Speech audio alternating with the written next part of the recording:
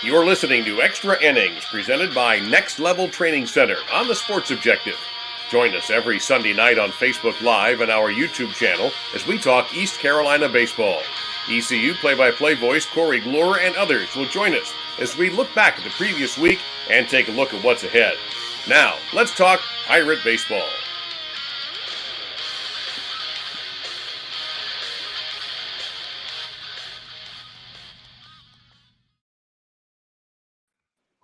Welcome into Extra Innings right here on the Sports Objective. I'm Dave Richmond, along for ladies and gentlemen, Kyle from LaGrange Barber. How are you, man? What's going on, guys? This has been the weekend from hell for me. Not for the Pirates, though. Nice weekend for the Pirates. No question. And Bubba Rosenbaum is Team Mickey. He's spending time with his family, well-deserved vacation at Disney World. So he's off this week. But Bubba, we miss you, man, and definitely ride Space Mountain for me. Ladies and gentlemen, with us right now, I don't know if you've ever been to Disney World, but Corey Gloor, the play-by-play voice of the ECU Baseball Pirates. How are you, sir? I'm doing well. I've been to Disney World twice in my life. Once in third grade, and then about 10 years ago, I think I went. It's been a bit, but I've been to Orlando since. Just haven't been able to get out there. I haven't even been to the state of Florida, if you guys can believe it. For whatever reason, just never had any desire to go to Disney World or a reason to go to Florida. Well, there you go. I get it. I would like to go, before we talk baseball, we'll talk about visiting the state of Florida. I would like to go down to St. Augustine, and I probably will sometime soon. But yes, Orlando doesn't appeal to me. Well, by the way, want to remind fans our great show is brought to you by Next Level Training Center. And want everybody to know that it's a great place. If you haven't been there, I urge you to go there. It's a great place to get lots of expertise when it comes to the instruction with Trent Brenton Company. A lot of great coaches, instructors. Just go to nextleveltc.com. They've got a great Facebook page. Brian Packer, Alec Burleson, a lot of former Pirate players and current players has come through the ranks there. You can give them a call for more information, 252-756-NEXT, 252-756-NEXT. And then we had a brief appearance there with Bubba. Bubba run in. Bubba's trapped in he's trapped in It's a Small World and needs help. We'll help you, Bubba, for sure. But anyway, Corey, actually, we're very excited for the Pirates. 4-0 this week. And is there anything for Pirate fans to complain about? I mean, we win the games and we move on. Yeah, that's how I would approach it. They not just won the games; they looked, especially this weekend, looked great doing it. And I think the second half of the game in Durham last week was this team really buckling down and busting their muscle a little bit. But I mean, I'm not going to tell fans how they should respond to games. Like if they want to find something to go after over the last 4 games this week, go for it. But I can tell you that this 4-game stretch here, and certainly this weekend, that's about as solid as this team has played all year. Yeah, Corey, I mean, it's still early, and we're certainly not peaking yet. But if we just keep getting better and better and better as the season goes, and as the level we're playing at right now in March, if we can, Cliff Godwin teams typically have played better at the end of the year. So, that's all I'll say. I mean, it's hard not to like so much about what we just saw over the last few days in Charlotte that you can start thinking.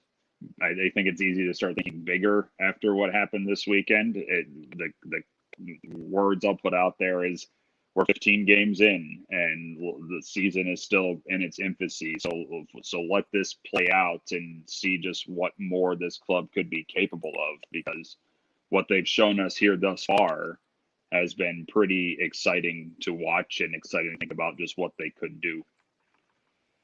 No doubt. And one thing that, we talked to Coach O about last week, and, no midweek games after we get in the conference play. We're going to be playing 4-game conference series. And you would think with our pitching staff, playing 4-game conference series with no midweek games could really play in our favor in conference.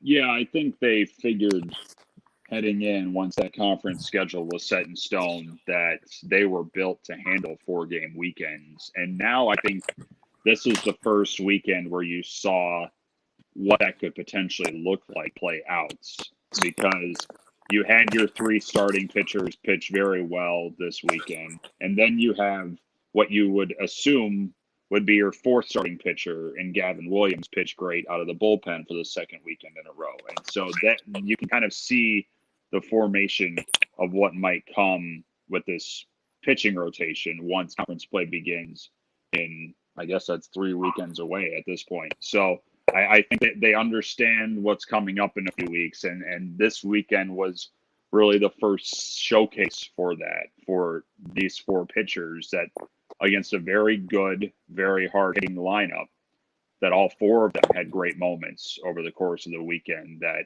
I think can translate pretty well in the league play. Corey, before we jump into this weekend, take a brief look back. You said before the show that it felt like in Durham against Duke Tuesday night, felt like forever ago. But we'll talk briefly about the performance against the Blue Devils Tuesday night. Yeah, it honestly feels like it happened ages ago. And I think the first half of that game was such a wild ride where each team just kept trading each other and no one could find a way out.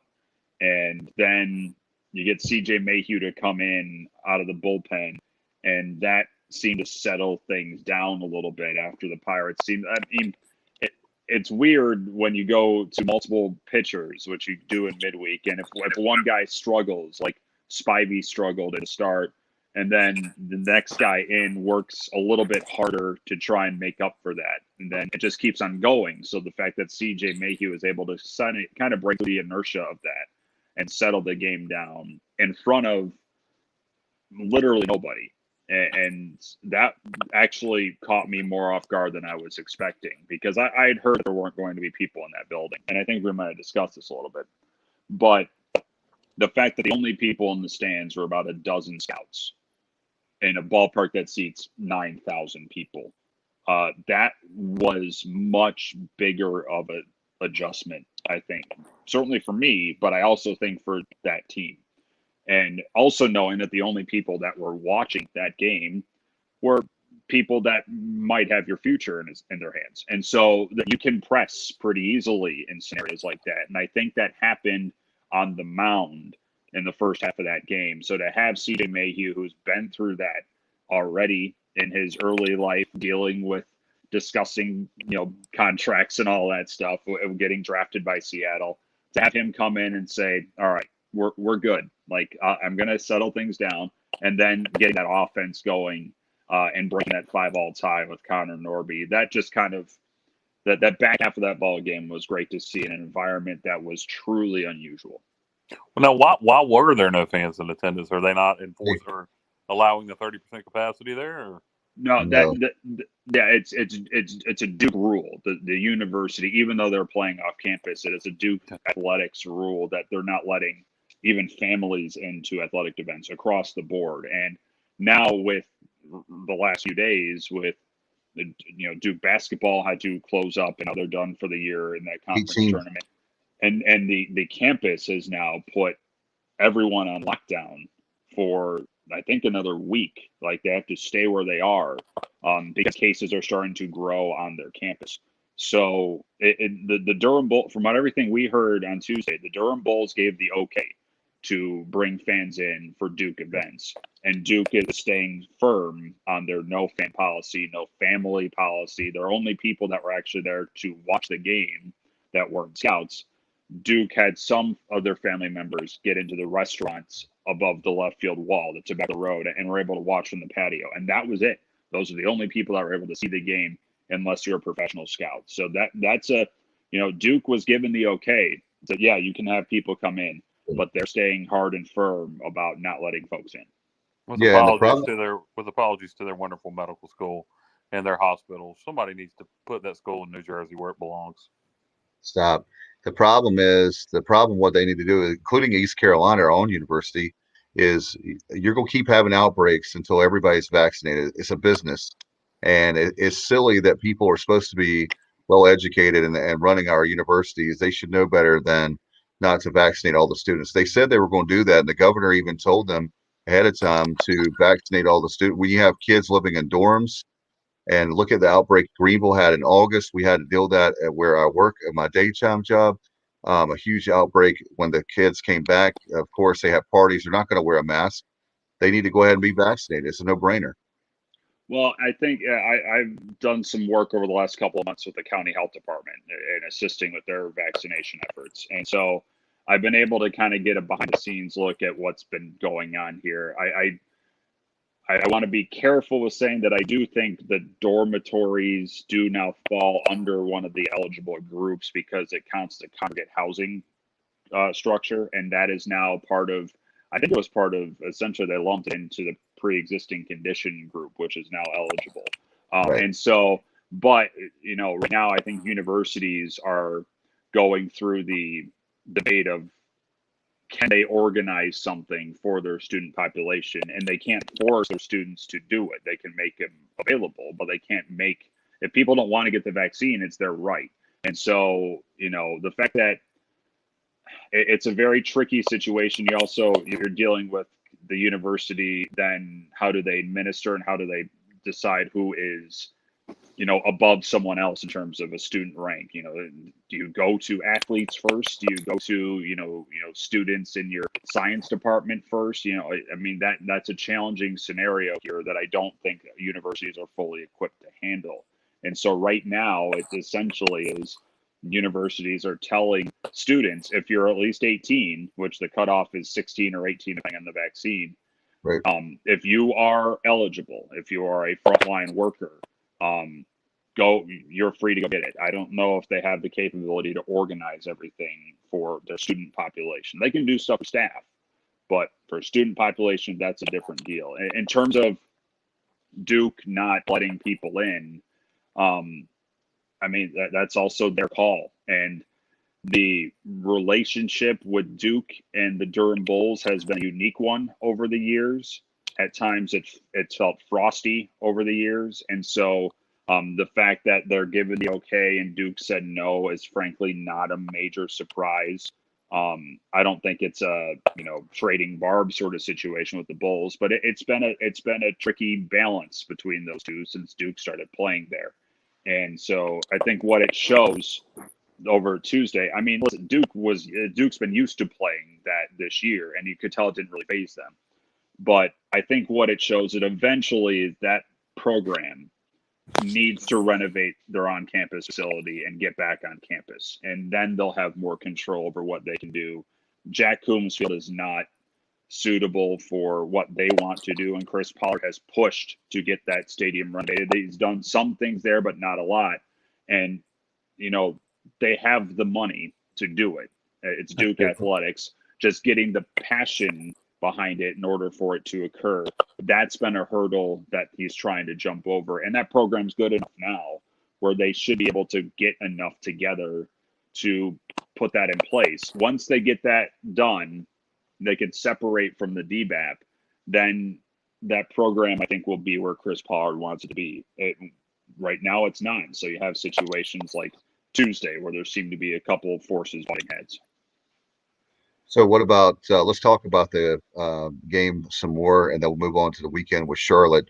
What were your takes with you said obviously with the pitching starting to finally get better there. The second half of the game was like almost a tale of two games, right?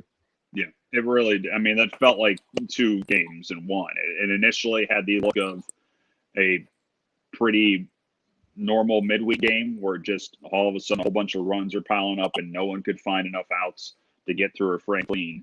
And then it calmed down because then the Pirate pitching, which they had the advantage heading into that matchup over Duke on the depth of their pitching staff. That's the one question Duke has, is whether or not they could find pitching this year to contend where they have been over the last few years. And it came through on Tuesday that right now they don't.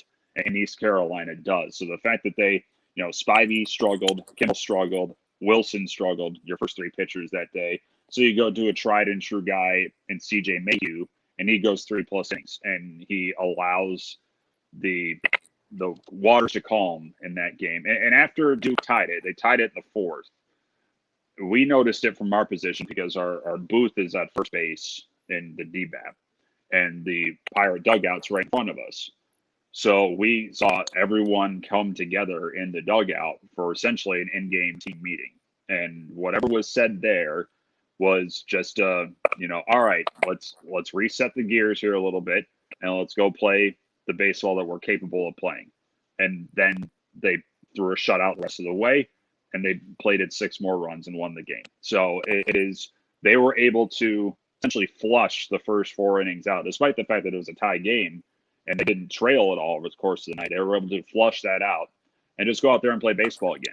And that was, again, I think the environment played a part initially in that first bulk of the game of just being so out of character that they were able to just reset, refocus, and win yet another one over Duke.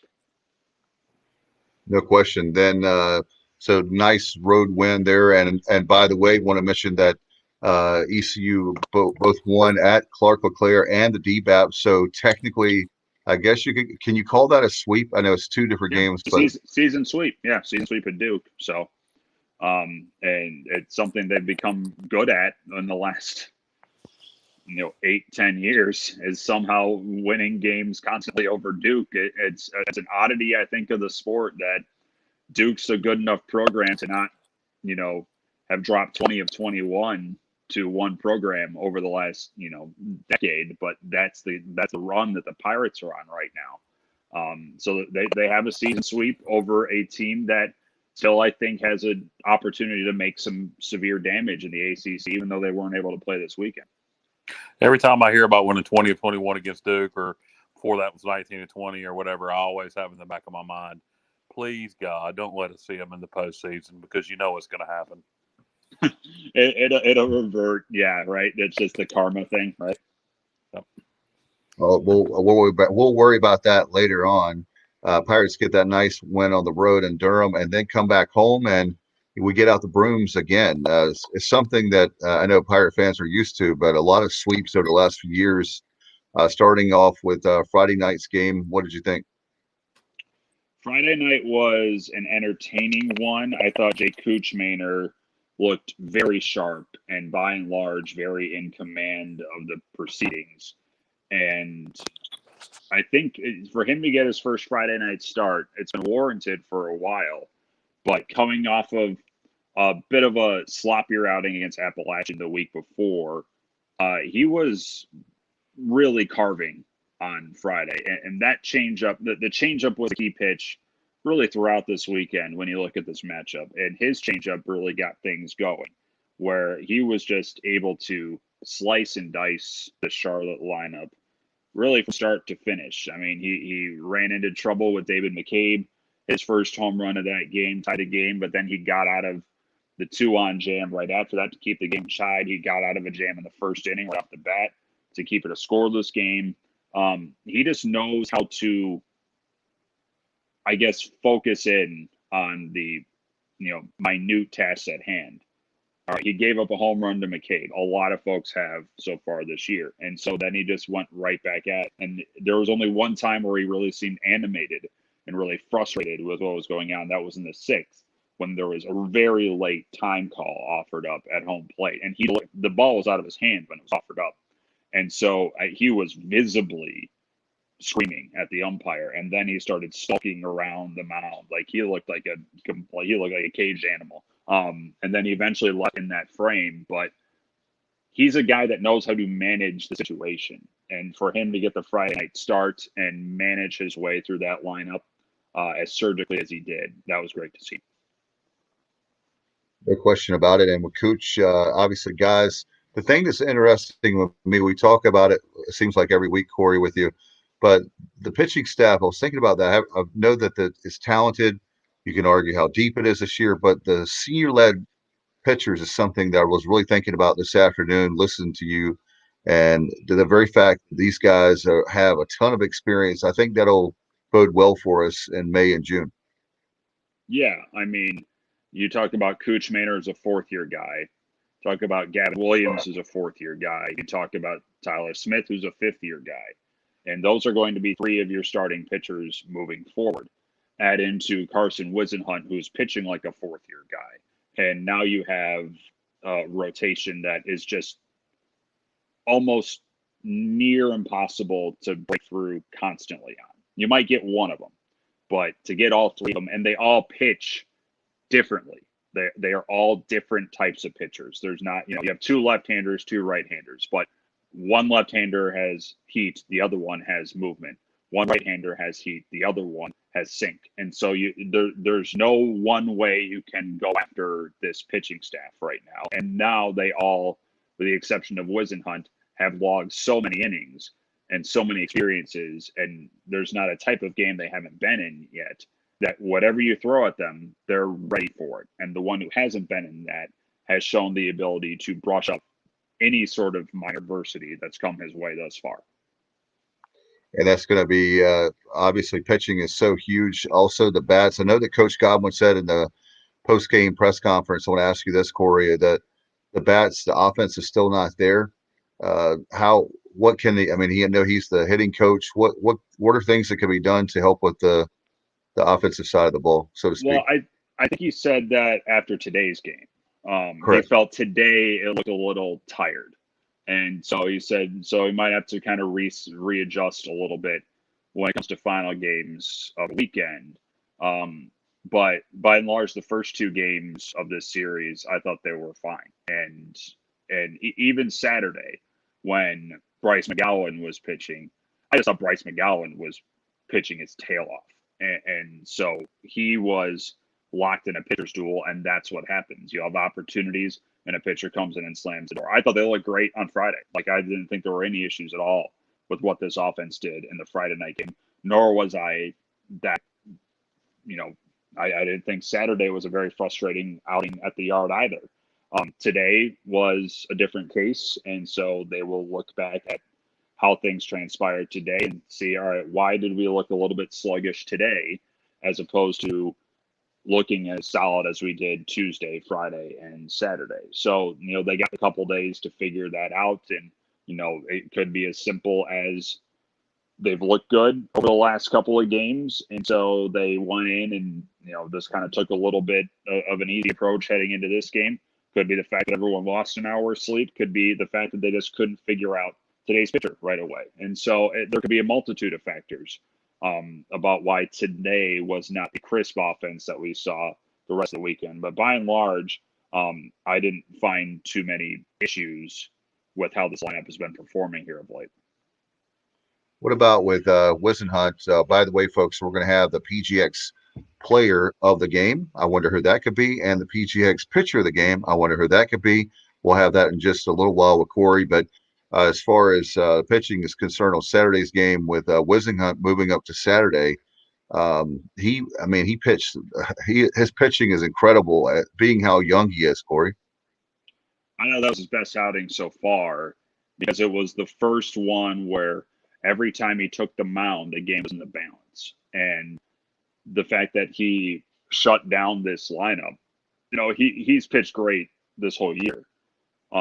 He pitched great at Georgia Southern. That was a terrific outing for him. But every time he was on the hill, he had to set the tone for Bryce McGowan to answer and trading back and forth. And those two were up. I mean, that was a heavyweight fight.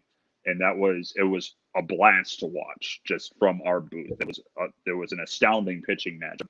I mean, he went, the book was clearly out for the Charlotte lineup that changeups were an issue.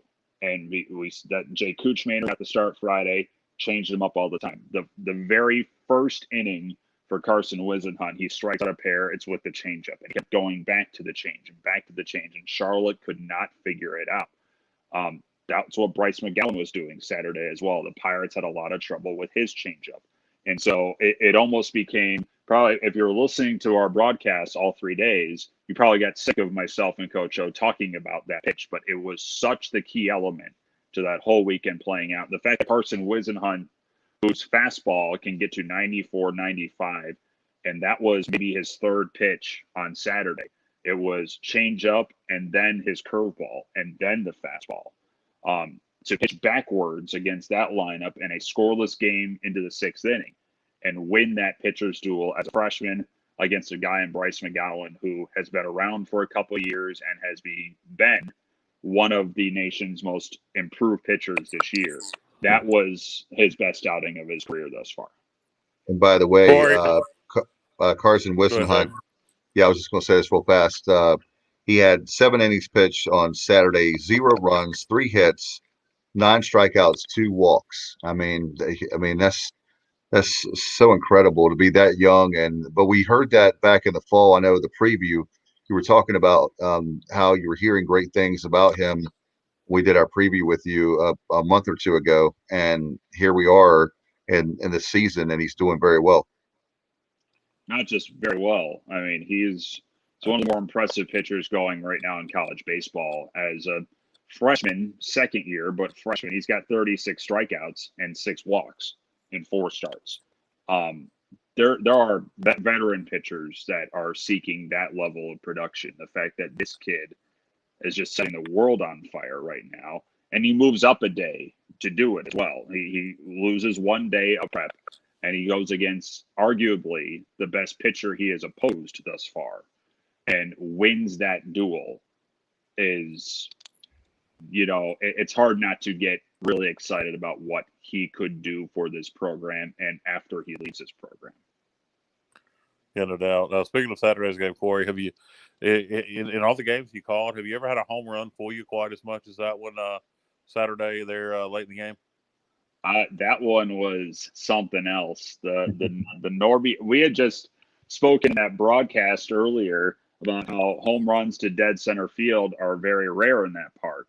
And then Norby hits one to dead center field, but it sounded good off the bat. Yeah. But the way Jay Cunningham, the center fielder, played it, it looked like a standard shallow pop fly to left center. And then all of a sudden, it's like the controller got plugged back in, and all of a sudden he was racing back to the wall, and then he just kept going and going, and then it was gone. That was certainly one of the strangest home runs I've ever seen. I'm not surprised that it happened, especially with the guy who hit it. But the fact that a play happened later on in that game. That home run was in the 6th, and a play happened. It was in the 8th inning, top of the 8th inning, where Dragum, the shortstop, hit a fly ball to center, and Bryson World has completely lost it, and it dropped in front of him because it got overcast late in that game in the twilight hour. The ball became very hard to see in the outfield, and that had to have been what got Cunningham on that home run. It turned out he wouldn't have had a play on it, but he certainly fooled everybody in that park, unless you were somehow had an angle on just watching that ball fly to dead center field. And again, that's rare for it to happen at Clark LeClaire. It was very hard to find someone who knew that one was going out. Even Connor Norby looked a little bit unsure once he left home plate. And then he said, "Oh, hey, this one's going away, isn't it?" Hey, Corey, by the way, guys, we have comments. So if you have your question or comment and you're watching live on YouTube, Facebook, or Twitter, then you can put them up in the comments section. And we'll start off with Josh O'Neill said, "Great series. Go Pirates. Love being in the jungle once again." And then a guy that's at Disney World, Team Disney, Bubba, chimes in. He wants to know, the inquiring minds want to know, Corey, we must know, why did you decline your NIT invitation? Yes, I did just tweet out prior to the show that I will not be heading to the NIT in solidarity with St. John's, who just announced that they will not be going to the NIT this year. I just don't feel like going down to Texas at the moment. Gonna let that play out for a bit. I'm scheduled to be there in about a month, and so I will let another program take my NIT position this year. All right, we have another question from Bubba, who's chiming in. Our great producer, statistician, social media director. He does it all behind the scenes. He's Team Disney this week.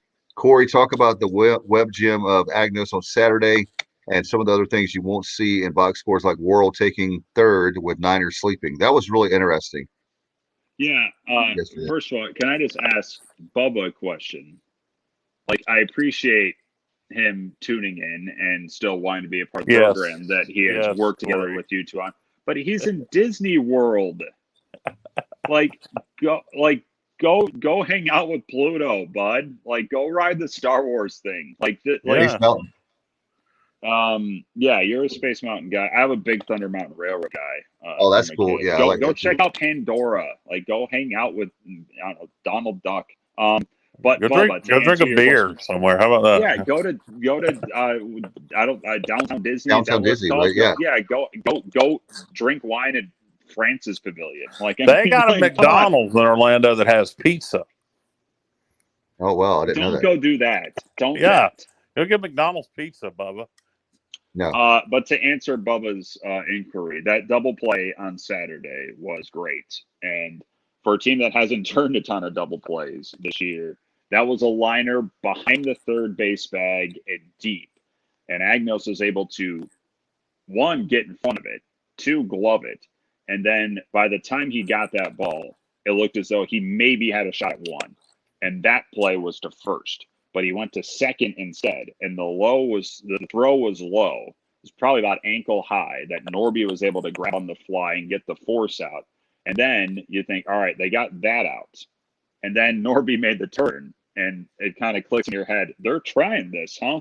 And then to be able to complete that double play, that's about as far as a double play can be thrown from 5-4-3. Like, it was truly line to line. And the pick and the set and the throw by Agnos, the fastball that was gloved right off the shoelaces by Norby, and then stretch by Moylan. That was 5-4-3 double plays don't get much saucier than that one.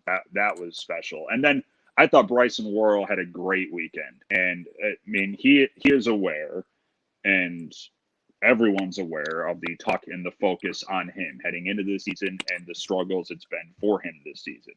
The first two games of this series, he didn't hit a homer. He came close, but he was aboard all the time, and he was wreaking havoc when he was on.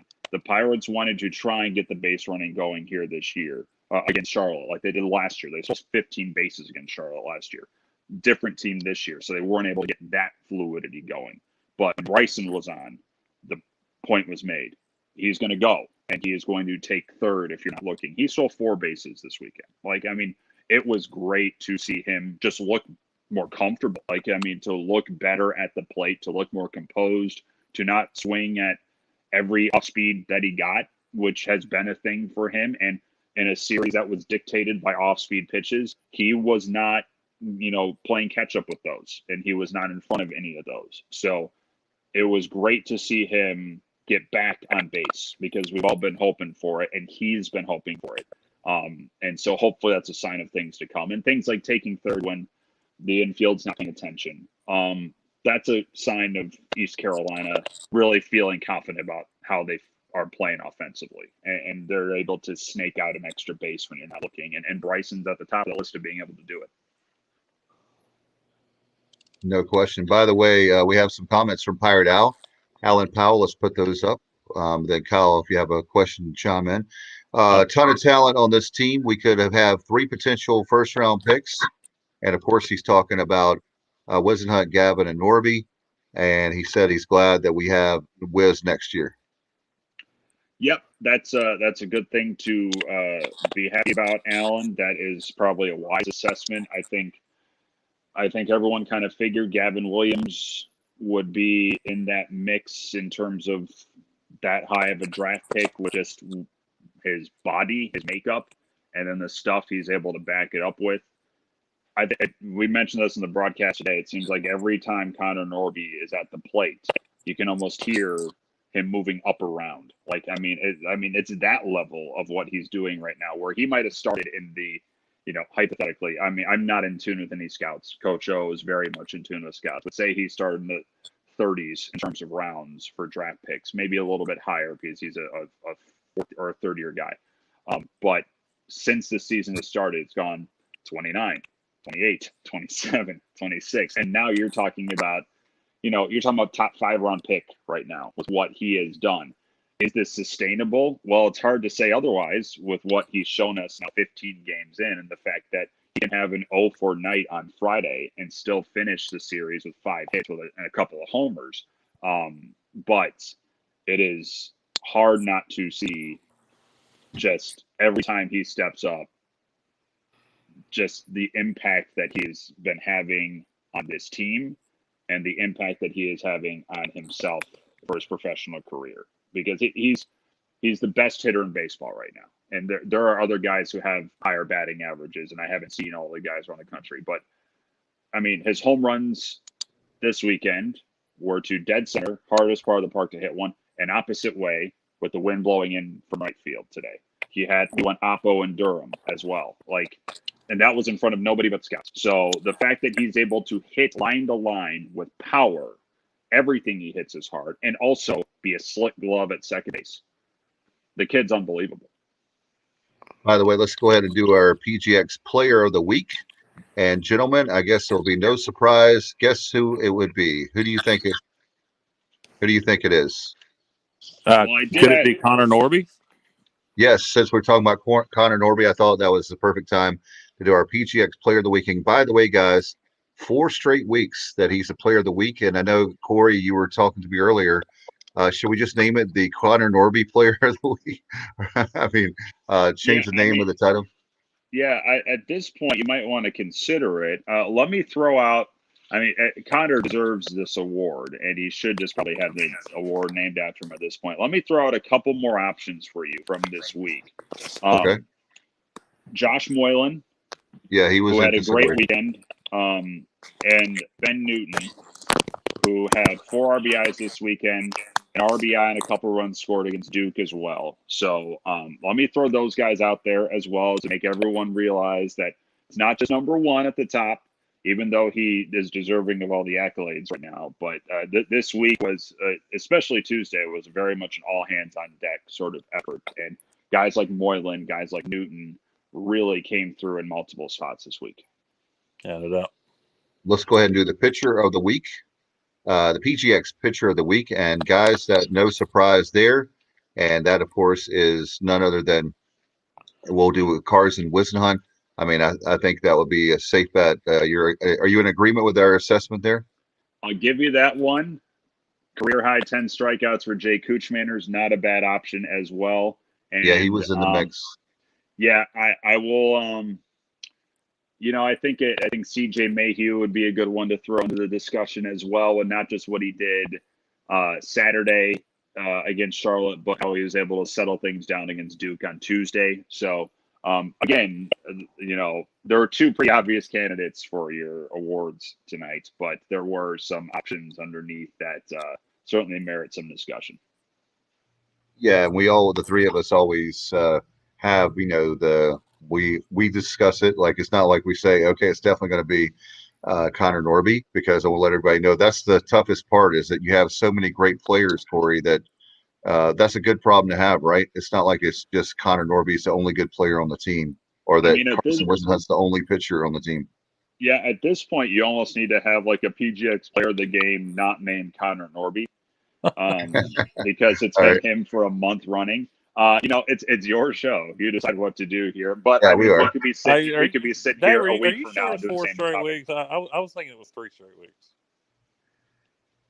We'll look at it again. I'll look at it again. Maybe it's 3, but I thought it was 4. But we'll see. Right. Also, by the way, our good friend Pirate Al chiming in again. 38 years watching Pirate baseball, never seen a 5-tool second baseman. I give in Norby, if this continues, he's a no-brainer first team All-American. Oh, yeah, totally. Yeah, he's with what he's doing right now, he's a Golden Spikes Award candidate. I mean, he's National Player of the Year stuff right now. We are 15 games in, right. Keeping all of that in mind. But yeah, he is developed into a 5-tool guy. I don't think heading in there were a lot of people who said he might have that potential. But you're right. He is getting on base. He is hitting for power. He is hitting for average. He has speed. He plays great defense. He has become the 5-tool guy that, it's not this team was seeking one, but they have one. And now you can't stop the season right now, last year notwithstanding. But with where we sit at this stage of 2021, I wouldn't trade anybody for what Connor Norby's doing. Even Kumar Rocker, even some of the best pitchers that are going right now. This kid is truly something to watch. No doubt. Speaking of that, the season stopped a year ago with the team we're going to talk about next. I believe that was, my memory serves me right. You guys were down in Wilmington, right? I want to get your thoughts on that. Then we'll talk about Wilmington coming up and some other stuff. But I want to get your take on the Seahawks, by the way, who swept Appalachian State this weekend rather. So I know that they're a really good baseball team, and no surprise, we have our D1 preview that people can listen for the state of North Carolina. People can listen to that. They can look in the archives, but we knew Wilmington was going to be a good team coming in. Yeah, and this matchup is always, yeah, I tend to hate the cliches like throw the records out.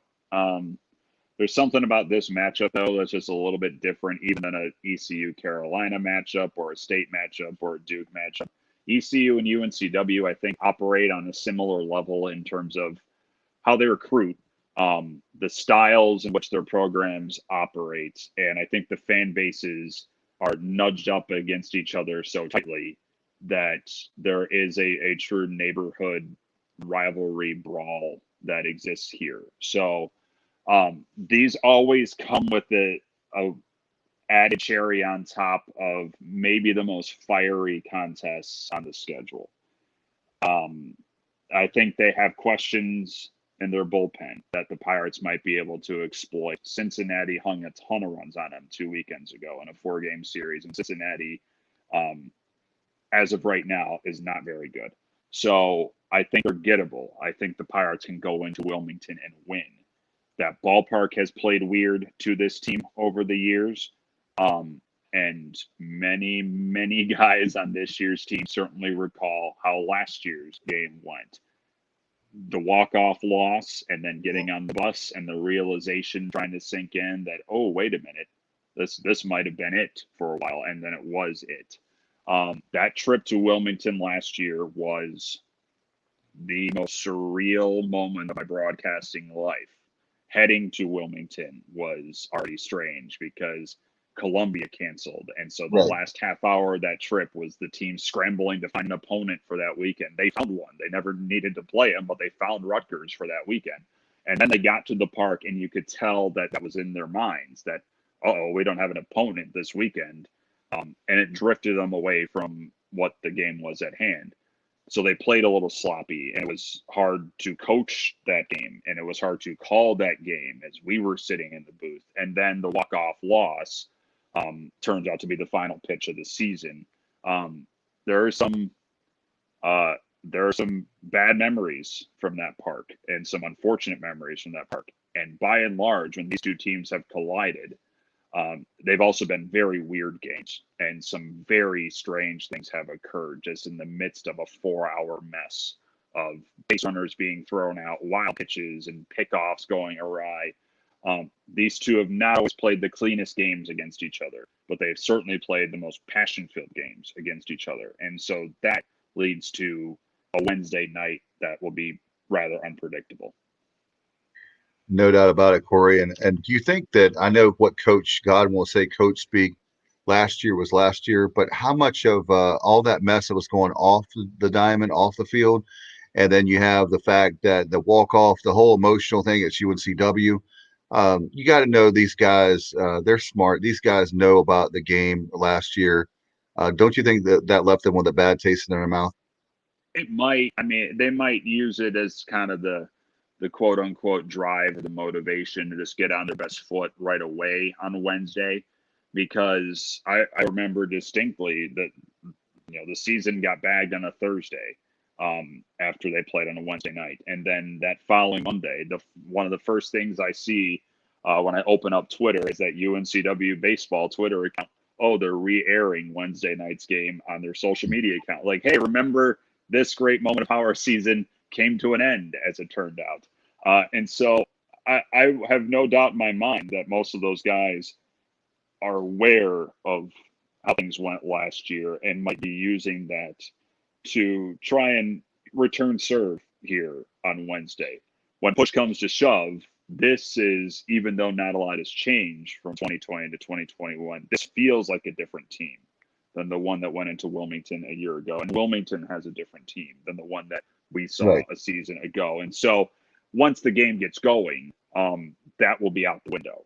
But heading into this game and knowing that there are plenty of people here in this area that are talking about this like you and I are talking about this right now, there's no question that there will be at least a little bit of added fuel going down there on Wednesday to try and put together their best effort so far this year.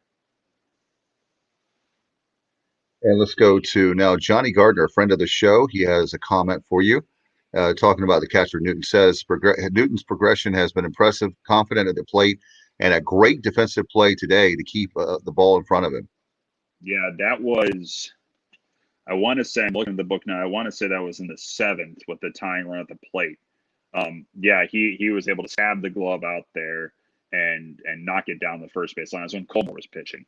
And he was already being looked at by this coaching staff as a great defensive catcher, but they knew that there was more in his bat than I think he realized. And sitting down with Coach Godwin before the Appalachian series, when he really broke out, and he said, we're still working with Ben on making him realize how good he is. And that's no slight on what Ben Newton is as a person, but I think he knows he's very good. I think that the coaching staff is trying to make him realize that, yeah, right now he's the number 2 catcher on this team, but there are dozens of programs around the country that need him as a number 1 guy. And that's how I think it's starting to unlock for him, that whether he's behind the plate like today or whether he's the DH like he has in the last couple of games, he's realized what he can do. And to get another lefty bat in this lineup, and one that's gone opposite way quite a bit here as well, and not trying to do too much. He had a big base hit on Friday, started the scoring here today. These are things that are hard to really get through to guys this quickly. And this is kind of what we saw from Ben last March before the season shut down. We're seeing it again. And now the key will be whether or not he's able to keep up this level of play. Because if he is, and he has talent to do so, then a deep team gets one position deeper. And that's, I mean, we opened the show by saying just how exciting it is to see what this team's doing right now. Getting like Ben Newton to do what he's been doing and give Cadell a day off defensively and lengthen the lineup. I mean, just it's hard not to just kind of smile and think about, all right, yeah, this team's really doesn't have a weak spot right now. And that Ben Newton is providing just an additional punch. No doubt. By the way, our great show, Extra Innings, brought to you by Next Level Training Center. You can go to nextleveltc.com, call them 252-756-NEXT. And of course, they have a great Facebook page, a lot of great, they're very active on their Facebook page. So make sure that you check it out there. Corey, I mean, the season seems to be going so fast, but for the weekend, you have Illinois State. What do you think about them? They're perennially a pretty good program. They've had a little bit of up and down to start this year. So I think either way you slice it, there is a program that there's some pedigree there with the Redbirds. They have had to battle the usual northern teams traveling around to start off their year. So they've also played a very good schedule to start off this year. So I don't think there will be any sort of overlooking them. This coaching staff does a good job of getting guys to focus in on their opponent at hand and not look forward. So the Illinois State record isn't inspiring at the moment. The schedule that they played is very worth the attention. And so that will catch their eyes heading into this weekend once they get past Wilmington. Yeah, Illinois State. I remember had a little bit of there was a little bit of buzz around them in the preseason, wasn't there? Yeah, and remember 2 years ago, the Redbirds were walk-off loss to Louisville away from being the Super Regional coming to Greenville. And so right. They're 2 years removed from that. They had Louisville in an elimination game, and then they dropped the final 2 games of that regional in Louisville and lost in a walk-off in Game 7. So yeah, the Pirates were that close to not just seeing Illinois State 2 years ago, but hosting them for a Super Regional. So this is a program that is flies under the radar because they're in the Missouri Valley and where they play, but this is no slouch, even with their record this year. Yeah, we owe them a sweep for not taking care of business in Louisville. Yeah. Yeah. I mean, it's okay to hold that resentment, I think. Absolutely. We got another comment. If you have a comment or question, you can put it up for Corey. Very active tonight. Appreciate that. You can simply, if you're watching live on Facebook, our YouTube channel, or Twitter, put in the comments. And right now from Facebook, we have one for Doug Room. Thank you, Doug. He says, Corey, is Ryder the number one precarious situation closer? He is so calm and comes through dispensable. I think you mean indispensable. Indispensable, yeah, exactly. Yeah. Let's see. Is Ryder the go-to guy in terms of a precarious closing situation? I would say with hesitance, no. Because I think this team has 3 or 4 guys they could believe they can go to in spots like that. He came on to finish out the Duke game, which wasn't a save, but it felt precarious. That game, it just felt weird the whole day. And then he finished out today's game pretty calmly. But we've seen CJ Mayhew rack up, a couple saves already. Cam Gilmore has a couple of saves, and Matt Bridges, he's picked one up this year. So I think those 4 are kind of the guys you're looking at very back end of a ball game situation. Well, also remember Gavin Williams got a save Friday in his long relief outing because he came on when it was a 6-2 game. It became 6-4, and then 7-4 was the final. So he got a save there. But I think it's I think this team loves the fact they can put Ryder out there in a situation like this because you're right, he is calm, he is close, and by that point he's well engaged in the game. Where the fact that he's walking into a close game, that's not rolling in his head. Like he already knows the scenario. So having that availability to go along with the firepower of Bridges, the many options that Cam Colmore brings, and of course what CJ Mayhew offers up. That this team has never really had a set closer in Cliff Godwin's time. They have 4 guys right now they think can close and have already. And that's the thing is, when the things are so deep, you don't want to have one guy, because if you have one guy, the problem with that is if he gets hurt, then you're scrambling around, where the guys throughout the year, they're getting experience, right, Corey? Yeah, and to get all these guys closing experience come conference play, when you're playing 4 games in 3 days, you're not going to be able to use the same guy for every game if you're in save situations. And it's also, this is kind of how baseball has transitioned over the last 5-7 years.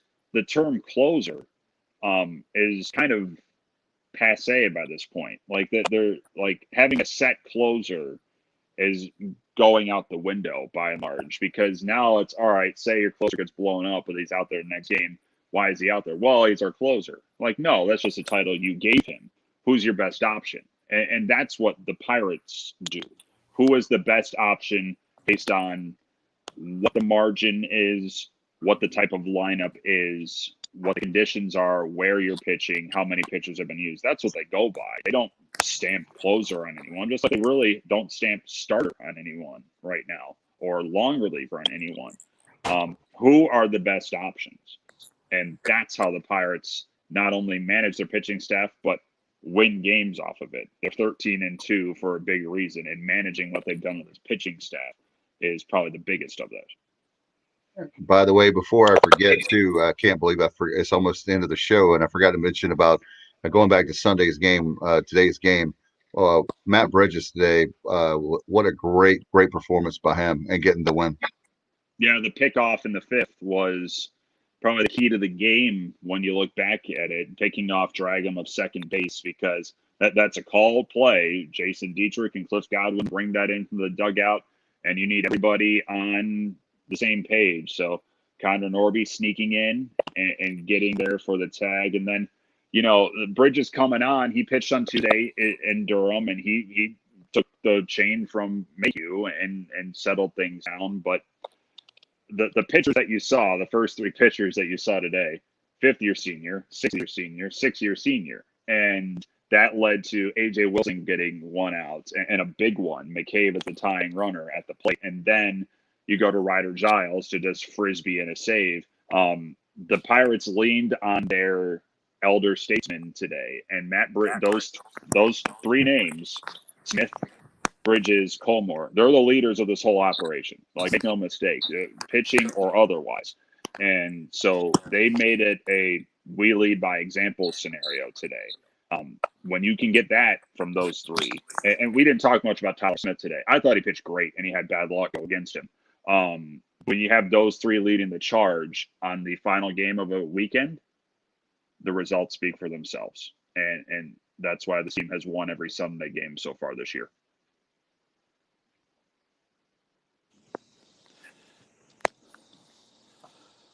Dave, No question. Yep. Yeah, I was waiting on you. I thought you had something. I got nothing.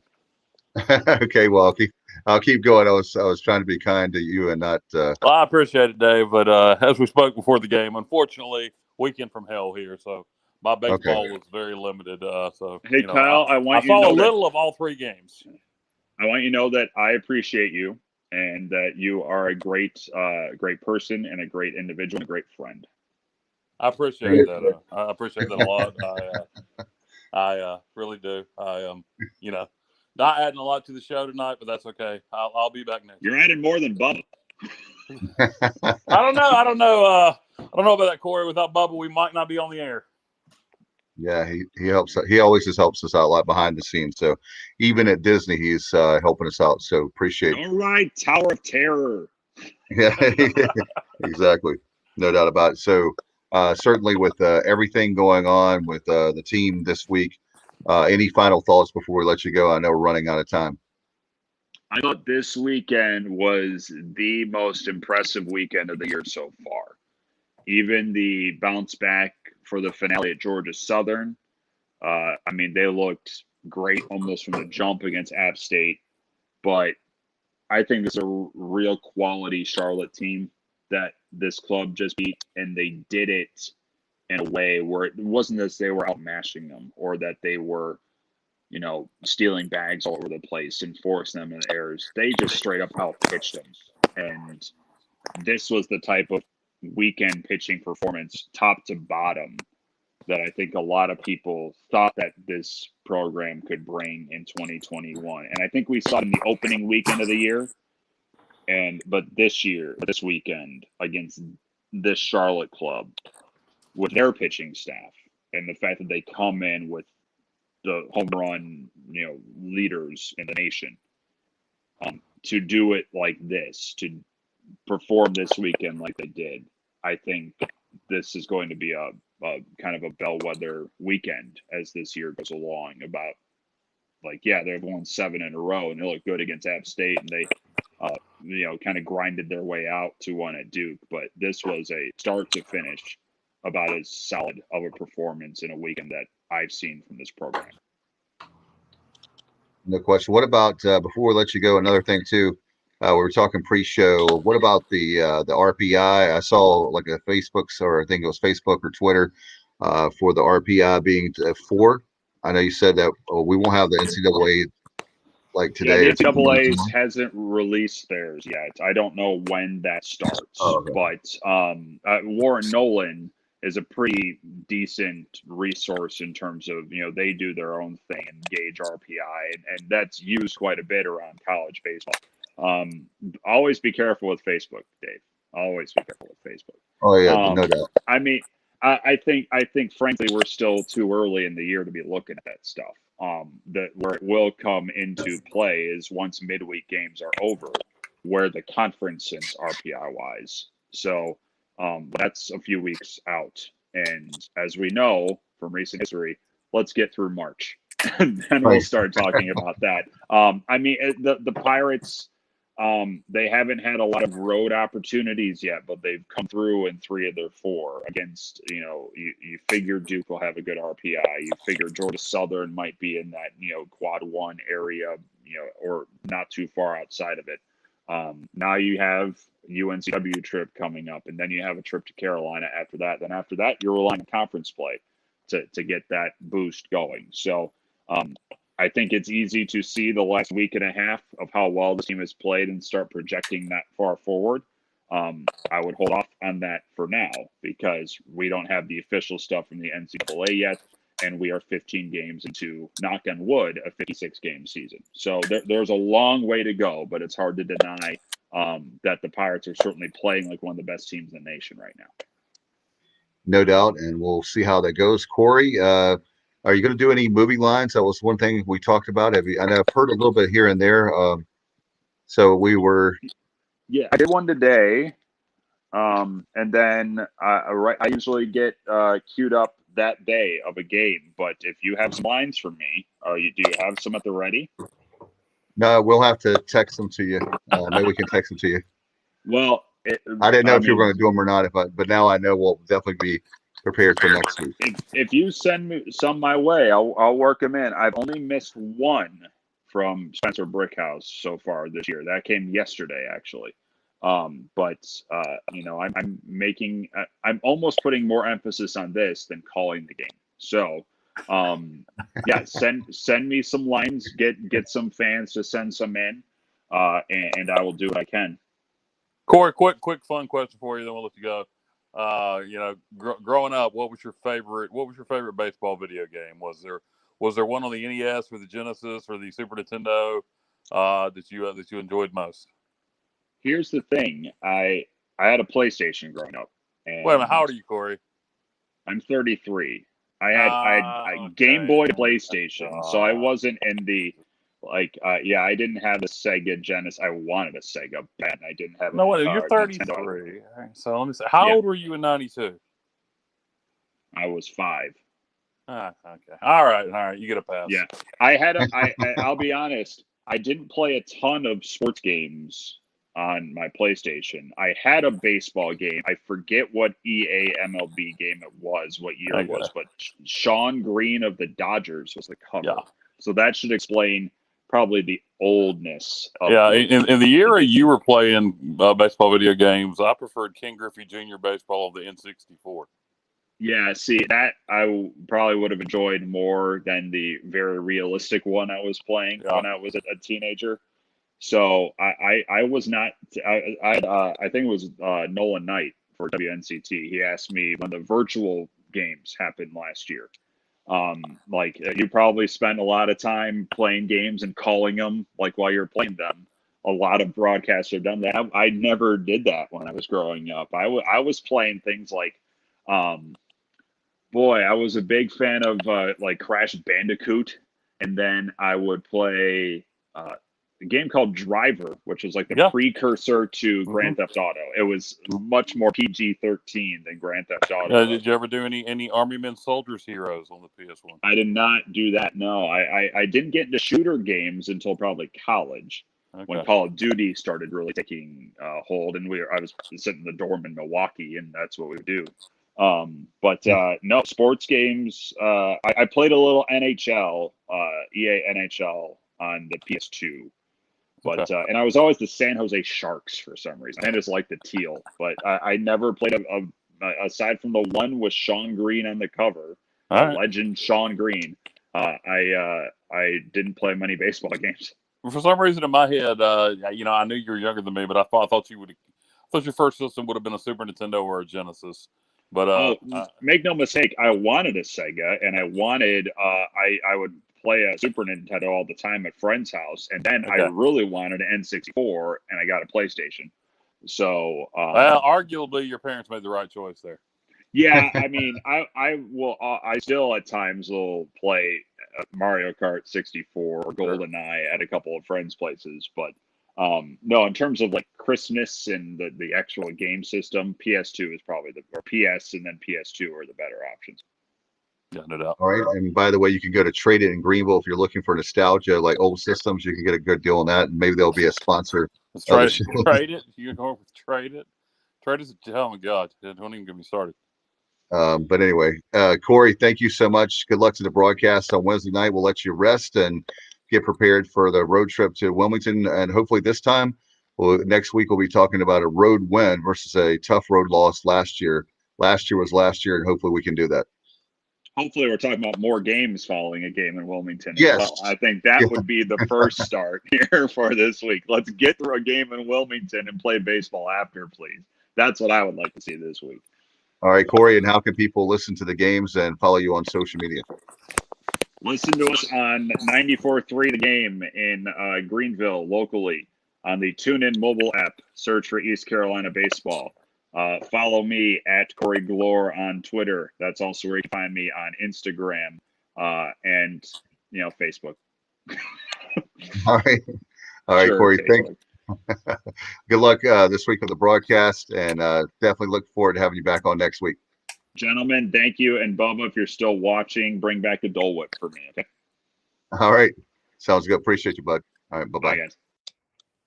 Corey Gloor there. Appreciate him. Before we go, Kyle, quickly, want to remind fans about our great sponsor, PGXgloves.com. They, of course, are sponsoring the PGX Player of the Week and the PGX Pitcher of the Week. And you got to go there. Kyle, I've got to get some softball gloves for my daughter, Mackenzie, the batting gloves. They've got all kinds of cool stuff.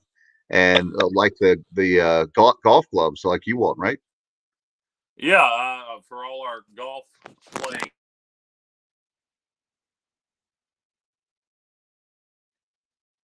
We lost Kyle there, it sounds like. But PGXgloves.com has custom baseball gloves, batting gloves, personalized stuff. They have stuff for the youth, football gloves, golf gloves, swag, and so much more. It's founded by a Pirates great third baseman in the Mazy era, Mark Minikazi. Kaz, we appreciate you so much. We got you back, Kyle.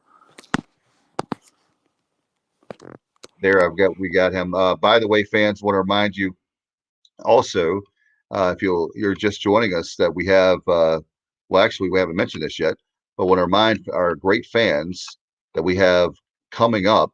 We'll have this is really cool. Bubba let me know that we have a bracket contest headed their way, and we're going to have some great prizes. So make sure that you join us for that. That'll be this week. So make sure you tune in. We've got a lot of great guests coming up. Obviously, we appreciate that. We have a lot of great stuff in our archives. Be sure to check that out. And it's going to be a lot of fun for sure. Coming up, want to remind fans, up next for the Pirates will be Wednesday night, as we were talking about, at UNCW with the Seahawks.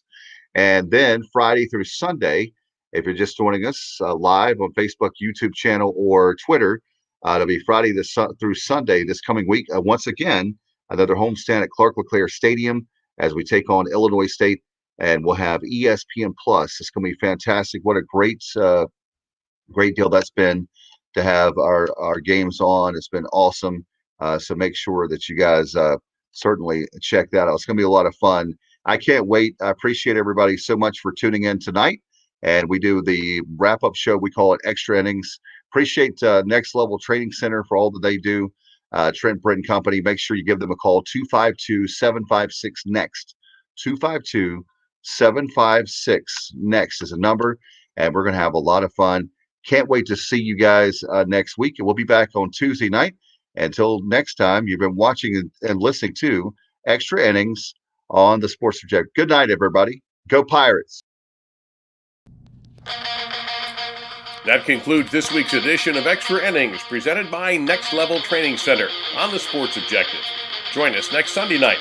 We will once again talk East Carolina Pirate baseball. Be sure to follow the show on social media at The Sports OBJ on Twitter, at The Sports Objective on Instagram. Like and follow our Facebook page and subscribe to our YouTube channel. Listen to the show pretty much anywhere podcasts are found. As always, we appreciate you tuning into the show. Go Pirates!